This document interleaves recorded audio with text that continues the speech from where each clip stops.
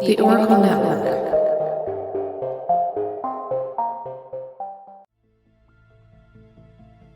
Hello everybody, you're listening to the Sinister Story Hour. We talk about crimes, cults, conspiracies, and all things sinister. If you enjoy the show, please like, subscribe, and leave a 5-star review. You can find me on Instagram and TikTok at Sinister Story Hour and on Twitter at Sinister Hour. You can help support the show for as little as 99 cents per month.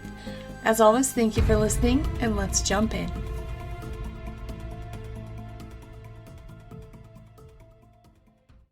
Hello everybody, welcome to the Sinister Story Hour. Thank you so much for joining me. As always, I'm your host Steph, and if you are joining me for the first time, welcome. And if not, thank you so much for joining me again. We are getting quite the little community. We've had Italy, United Kingdom, Netherlands, Bangladesh, Canada, Brazil, Chile, Nepal, Philippines, South Africa, and of course my United States friends. So thank you so much for joining me. It is so fun to see the little community that's developing. That's what I wanted a year ago when I started this podcast. And yes, the Sinister Story Hour had a happy birthday this past week. Sinister Story Hour is now 1 year old officially. So thank you so much for those of you who have tuned in since the beginning and helped to make it what it is, help keep encouraging me to get better. And now we've joined the Oracle Network and it's only going to go up from here. I have a whole bunch of new ideas for the future. So it's just the sky's the limit from here on out. So thank you so much for joining me. I do have my Patreon. That's my goal for 2022. I really want to get that going and up and running a little bit more content on there. As always, we're going to have ad-free episodes on there for just $1 a month. I'm also going to be adding bonus episodes, merch coming. I do have some stickers. My first batch of stickers are here. So if you'd like a Sinister Story Hour sticker, please get a hold of me on Instagram, Twitter, sinisterstoryhour@gmail.com, Facebook, whatever. I would love to send you a sticker for free. Thank you so much, and we'll get into tonight's story. Now, first of all, I do sound a little bit hoarse tonight, so I'm sorry about that. It's not that I'm sick, but I yelled a little bit too much at my son's basketball game last night, and I'm paying for it today. So I have a big cup of water here, and I may have to take a drink during this story, but we are going to have a fun, different kind of story tonight. What I wanted to do was just something that we haven't done ever before, really, on this show. It's an urban legend. And who doesn't love a really fun urban legend that may or may not be true, but it's kind of creepy and it could be true and we kind of believe it's true. So I thought it'd be fun. I had never heard of this, and this actually takes place in my husband's hometown of Monterrey, Nuevo León, Mexico. And it's a huge city, so I really wasn't sure if he'd be familiar with this story. I asked him along with his entire family, and they had all heard of the story. Most of them knew the same version of the story that I'm going to tell tonight, and they all kind of bought into, yes, it was true. They had seen the house from afar, and so it's just kind of a fun little story for them as well. At some point, I'm actually going to be putting this episode out in Spanish as well this week, so that will be just kind of a fun little bonus episode that I'll be doing in Spanish only, and I'm going to probably have my husband sit in on that because he can give me a little bit more of insight of what the house looks like and what he kind of knew about it growing up. So like I said, I just thought it would be kind of something fun and different. It's going to be a very short story tonight because there's not much to it. And as always with any other urban legend, there are so many different versions of the story, so you don't really know which one to go with. So this is just one of those versions. Tonight we are talking about La Casa de los Tubos, or the House of Tubes, and it was built in the 1970s. A lot of the research that I did for this story came from scaryforkids.com. Go to that site. It's super fun. For people like me, it's like all-in-one stop shop for scary stories, ghost stories, urban legends, kind of really everything on there. So it's pretty fun. It has a lot of different things from different areas of the world as well. So that was kind of interesting. Now, we will get into tonight's story, and it's about a house, of course, the House of Tubes. This house is unlike any other house that you have ever seen, I promise. You've never seen a house like this. It literally looks like huge concrete tubes or cylinders. On the inside of the house, the hallways are also a cylindrical shape, and on one side of the building, there's just a huge series of ramps that lead to the upper floors. So there's a reason for that. The wealthy couple that was building the house had a daughter who was paralyzed. And they really wanted to create a house for her that was just especially for her to have a space where she could move freely in her wheelchair and not feel limited to one area. The father's biggest desire was that his daughter would feel liberated. I'm going to take a quick break before we get into this story, and we'll be back with the rest of this legend. Hello, welcome back. So as we were beginning, we started talking about the construction of this house and what it was going to look like. Now the construction is in full swing on La Casa de los Tubos, or the House of Tubes, and the family is all extremely excited, especially the girl, of course, right? Now, unfortunately, nobody in this story really has a name. It's an urban legend, okay? What more are you going to ask for? So the girl is what I'm going to be referring to her as, or the daughter, and the dad, or the mom, but really nobody else has a name in this story. Right away, the construction crew kind of notices some odd happenings right from the start. It seems pretty harmless, but some of their tools would often go missing with no explanation. They would hear noises within the house that they just couldn't explain away.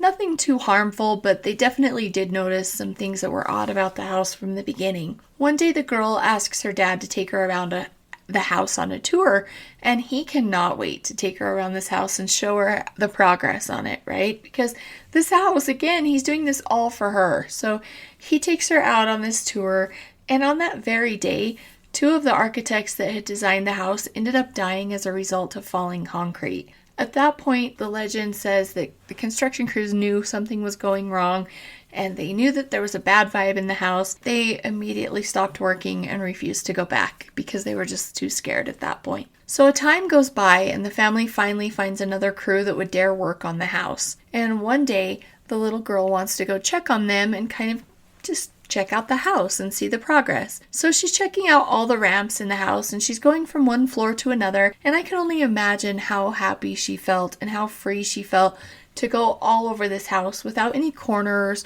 or stairs or anything like that to worry about. She could just go anywhere she wanted. So it was just really kind of fun for her. And she was moving freely back and forth and going from one floor to the other. And her parents took their eyes off of her only for a second when she slid down the ramp backwards and was going much too fast to stop. She crashed into an open window and went flying out of it and died immediately due to the injuries. Her parents were so distraught after this that they immediately stopped the construction. They couldn't stand being there any longer. They knew they were never going to live there. After all, this house was only for her. They had done all of this for her, and there was no real purpose of staying there, and it was just simply too painful for them, so they ended up leaving. Years after that, the house was put on the market, and remember, at this point, it's a half-finished building. It looks super creepy as well. You can look up pictures, and I'll actually post some to my social media, but it's a creepy building that's unlike any normal house and that we're all used to, and so I can only imagine that people were not rushing to buy this house. Plus, it's in a gated community, I believe, and a pretty high dollar house as well. So people were not actually rushing out to buy this house that people were viewing as cursed, right? So we are now dealing with a house where 3 people have died. One wealthy family goes to take a look at this house, and it was a couple with a young son, and he goes up to a higher level to explore. Now remember, the house is all very open with ramps around it, so they can look up and still be able to see him. The boy begins to scream, and they look up and they see him struggling with a young girl. And they're just watching, frozen in complete horror, as the young girl quickly throws him out of the window, and they hear this loud, horrifying thud. After that, the girl was nowhere to be found and simply disappeared into thin air. People say that the girl can still be heard weeping and wailing at nights. The apparition of a small boy can also be spotted in the entrance of the building. And you can look up on YouTube. There have been quite a few different ghost hunts there. A lot of them are in Spanish, but you can look up and see some with subtitles and things like that. But there have been multiple ghost hunts and people that say that they've seen apparitions in the building. Some residents of Monterrey have even said that they can see the girl in the window. So that is a super creepy story. Very, very quick. Just a fun little urban legend for you. Let me know what you think. My husband is completely convinced that this place does exist. Like I said, I will be having him on in a Spanish-only episode here shortly, And I'm interested in getting his view on it and what he knew about the house growing up, because I would like to see if their perceptions of the house. I know that he thinks it's 100% real, but he hadn't heard all the stories of the people dying. He had heard about the girl, and that was pretty much it. Tonight's spotlight is, of course, going to be in Mexico as well. And this one is dealing with the domestic violence, the trafficking, the violence in general that's going on that's perpetrated against Mexican women. So this one takes place outside of Mexico City, and I will read this word for word. So I only read word for word on this portion of the show. Itan Flores was a young teenager when her first boyfriend imprisoned her for 6 weeks in a room furnished with just a mattress and a radio. He returned only to rape her, she said, often withholding food and water. She escaped when he forgot to lock the door one day. He told her that if she ever reported what would happen to the police or her parents who thought she had gone voluntarily, he would kill her family. To this day, my parents do not know I was a prisoner, Miss Flores, 24, said, her eyes welling with tears. For a long time, I thought it was all my fault. A new generation of Mexican women has taken to the streets in recent months to banish that idea that somehow, with their clothing, their demeanor, their whereabouts, they provoke the violence they suffer.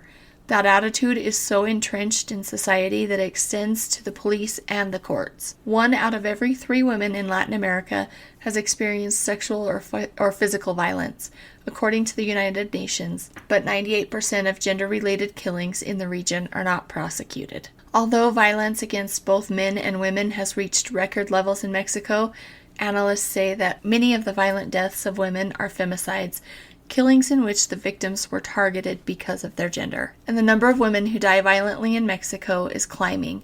It's gone up to 10 killings per day this year, from 7 per day just 2 years ago, according to the Mexico Office of UN Women, which is dedicated to gender equality and women's empowerment. So that's just a little piece of tonight's spotlight there, just to kind of put a spotlight on what's happening in other areas of the world, what's happening with other people, different victims that I am spotlighting, and different causes that I'm kind of shedding some light on.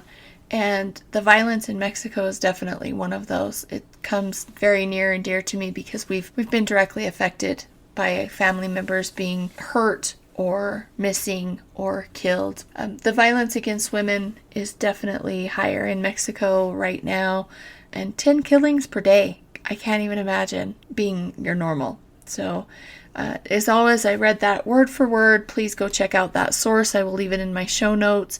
And as always, thank you so much for joining me. And thank you. Stay sinister, my friends. Love you so much. Have a great night. Bye.